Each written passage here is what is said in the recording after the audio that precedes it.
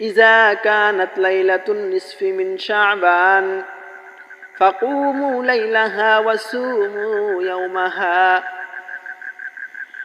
আল্লাহ রাসূল সাল্লাল্লাহু আলাইহি ওয়াসাল্লাম বলেন, তোমাদের মাঝে যখন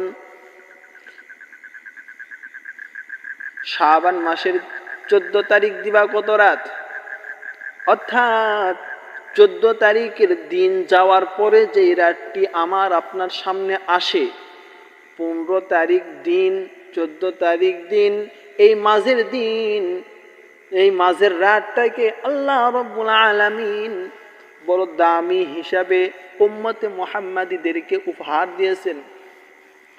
আল্লাহ রাব্বুল আলামিন বলেন, আল্লাহ রাসূল সাল্লাল্লাহু আলাইহি ওয়াসাল্লাম বলেন, ইযা কানাত লাইলাতুন নিসফি মিন শাবান, যদি তোমাদের মধ্য থেকে কোনো ব্যক্তি এই লাইলাতুন নিসফি মিন শাবান মাসের মধ্য তারিখ, অর্থাৎ 14 তারিখ দিন যাওয়ার পরে যে রাত আসে, এই রাতের এই তারিখটা যদি কোনো বান্দা মুমিন পায়, ফাকুমু লাইলাহা ওয়াসুমু ইয়াওমাহা, তাহলে ওই রাতটাকে তুমি দাঁড়িয়ে দাঁড়িয়ে আল্লাহর ইবাদতে কাটিয়ে দাও, আর দিনটাকে আল্লাহ রাব্বুল আলামিনকে খুশি করার জন্য রোজা অবস্থায় রাখো।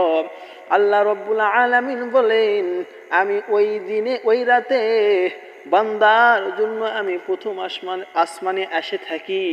আমার আল্লাহ রাব্বুল আলামিন বলেন, আমার আল্লাহ বলেন, আল্লাহ রাসূল সাল্লাল্লাহু আলাইহি ওয়াসাল্লাম বলেছেন, হযরতে আলী রাদিয়াল্লাহু তাআলা আনহু বর্ণনা করেন যে 14 তারিখ দিবাগত রাত যখন সূর্য ডুবে যায়, আল্লাহ রাব্বুল আলামিন প্রথম আসমানে আসার পরে বলেন, তোমরা কে কেউ আছো আমার কাছে রিজিক তালাশ করো, আমি আজকে তোমাদেরকে সারাটি বছরের জন্য রিজিক দিব।